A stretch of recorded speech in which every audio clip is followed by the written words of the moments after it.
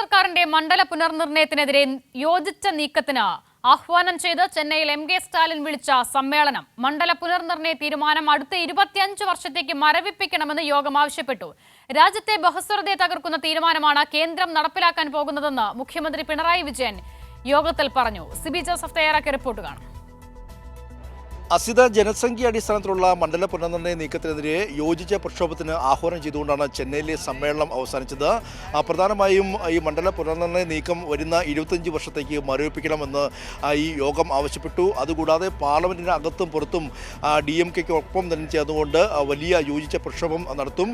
അതിനായി പ്രത്യേകമായ ഒരു ജോയിന്റ് ആക്ഷൻ കമ്മിറ്റി തന്നെ രൂപീകരിക്കും. മാത്രമല്ല ഈ ബജറ്റ് സമ്മേളനത്തിൽ തന്നെ ഈ ഒരു വിഷയം ഈ യോഗത്തിലെ നിർദ്ദേശങ്ങൾ പ്രധാനമന്ത്രി നരേന്ദ്രമോദിയെ അറിയിക്കും.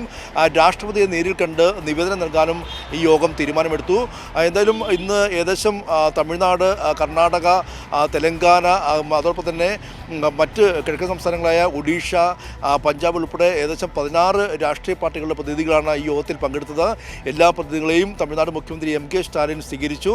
ഇന്നൊരു ചരിത്രപരമായ ദിവസമാണെന്ന് കൂടി MK സ്റ്റാലിൻ പറഞ്ഞു. മാത്രമല്ല ദക്ഷിണേന്ത്യൻ സംസ്ഥാനങ്ങളുടെ വലിയ വിവേചനമാണ് കേന്ദ്ര സർക്കാർ കാണിക്കുന്നതെന്നും അദ്ദേഹം ചൂണ്ടിക്കാട്ടുകയും ചെയ്തു. മൊഴികൾ, ഇനങ്ങൾ, വഴിപാട്ട് നம்பிக்கைകൾ, பண்பாடுகள், உடைகள், உணவுகள், பழக்க வழக்கங்கள் கொண்டதுதான் இந்தியா. இத்தகைய மாநிலங்கள் சுயாட்சித்தன்மையுடன் செயல்பட்டால்தான் இந்தியாவில் உண்மையான கூட்டாட்சி உருவாக முடியும், சிறந்த வளர்ச்சியை அடைய முடியும். அனைத்து தரப்பு மக்களும் போராடியதெல்லாம் நமது நாட்டிற்கு விடுதலை கிடைத்தது. இதனை உணர்ந்துதான் இந்திய அரசியலமைப்பு சட்டத்தை வகுத்த மேதைகள் இந்தியாவை கூட்டாட்சி கொண்ட ஒன்றியமாக கட்டமைத்தார்கள். മുഖ്യമന്ത്രി പിണറായി വിജയൻ ഇന്നലെ തന്നെ ചെന്നൈയിലെത്തിയിരുന്നു. ബഹുസ്വരതയാണ് രാജ്യത്തിന് ആവശ്യമെന്ന് മുഖ്യമന്ത്രി പിണറായി വിജയൻ ചൂണ്ടിക്കാട്ടി.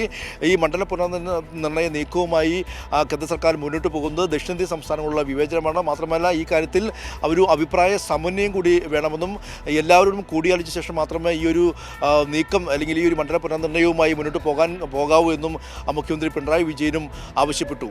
The proposal delimitation of Lok Sabha constituencies is hanging over our heads like the sword of Damocles.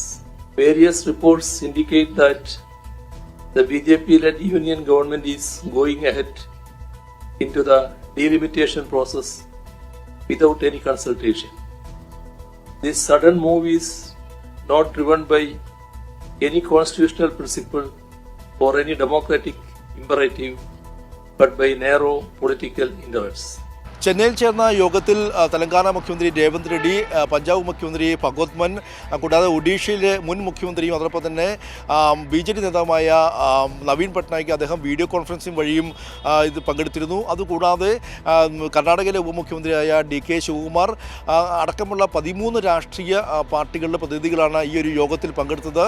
എന്തായാലും ആദ്യം സ്റ്റാലിൻ ഒരു പ്രമേയം അവതരിപ്പിച്ചു. പിന്നീട് ഇതിന്മേലെല്ലാം തന്നെയും ഏകദേശം 2-3 മണിക്കൂർ നീണ്ട ചർച്ചകളായിരുന്നു. അതിനുശേഷം ഉച്ചയോടെ ഈ ഒരു യോഗ തീരുമാനങ്ങൾ അറിയിച്ചത്. എന്തായാലും കേന്ദ്ര സർക്കാരിനെതിരെ അല്ലെങ്കിൽ മണ്ഡല പുനർനിർണയ നീക്കം ഇത് ദക്ഷിണേന്ത്യൻ സംസ്ഥാനങ്ങളിലെ വിവേചനമാണെന്നും ദക്ഷിണേന്ത്യൻ സംസ്ഥാനങ്ങളിലെ ലോക്സഭാ സീറ്റുകളുടെ എണ്ണം കുറയ്ക്കുന്നതിനും BJP-യുടെയും RSSന്റെയും കൃത്യമായ അജണ്ട, പ്രത്യേകിച്ച് ഉത്തരേന്ത്യൻ സംസ്ഥാനങ്ങളിൽ ലോക്സഭാ സീറ്റുകൾ വർദ്ധിക്കുകയും ദക്ഷിണേന്ത്യൻ സംസ്ഥാനങ്ങളിൽ ജനപ്രാതിനിധ്യം അല്ലെങ്കിൽ ജനങ്ങളുടെ പാർലമെന്റ് ലോക്സഭാ MPമാരുടെ എണ്ണം കുറയുന്ന ഒരു സാഹചര്യം ഉണ്ടാകും. ഇതിനെതിരെ ശക്തമായ പ്രതിഷേധം യോജിച്ച് നടത്താനുള്ള ഒരു ആഹ്വാനം കൂടിയായിട്ടാണ് ഇന്നിപ്പോൾ ദക്ഷിണേന്ത്യൻ സംസ്ഥാനങ്ങളുടെ ഐക്യനിര നിറഞ്ഞ ഈ ഒരു യോഗം ഇന്ന് ചെന്നൈയിൽ സമാപിച്ചത്. അസിത. ശരി, സിബി ജോസഫാണ് വിവരങ്ങൾ നൽകിയത്.